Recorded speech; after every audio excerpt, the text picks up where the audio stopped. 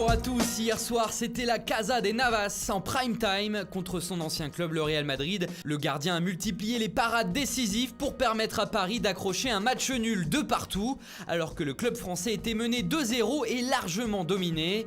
Et pour l'occasion, le journal Le Parisien ose le titre, une remontada capitale. Ce succès permet en effet au PSG de terminer premier de son groupe avant même la dernière journée. Du côté des Espagnols, on semble également très satisfait de cette rencontre. Un grand match nul, titre As, en affichant le double buteur Karim Benzema.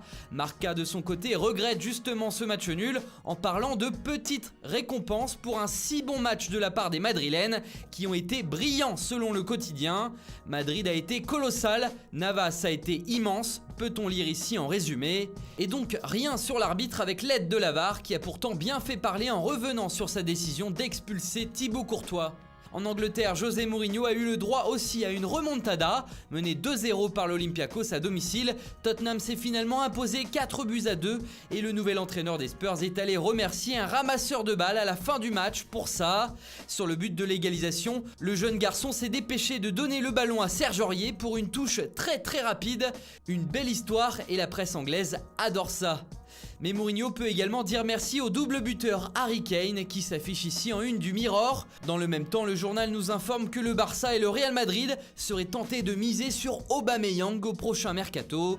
L'attaquant d'Arsenal serait en pleine réflexion sur un éventuel départ, surtout si Unai Emery reste en poste, comme le précise le tabloïd. En Italie, c'est Paulo Dybala, le héros du soir, contre l'Atlético de Madrid. L'Argentin a été incroyable à la titre Tuttosport. Surtout sur un coup franc prodigieux et unique. Complètement excentré, la merveille est arrivée dans le temps additionnel de la première période et elle est partie du pied gauche de Dybala qui a trouvé le petit filet opposé dans un angle qui semblait réellement impossible. Oblak n'y est pas pour rien, il faut dire. Et ce chef-d'œuvre est d'autant plus précieux qu'il offre la victoire 1-0 à la Juve qui se met à l'abri pour terminer première de son groupe. Et comme vous le voyez, Dybala fait également les gros titres de la Gazzetta dello Sport.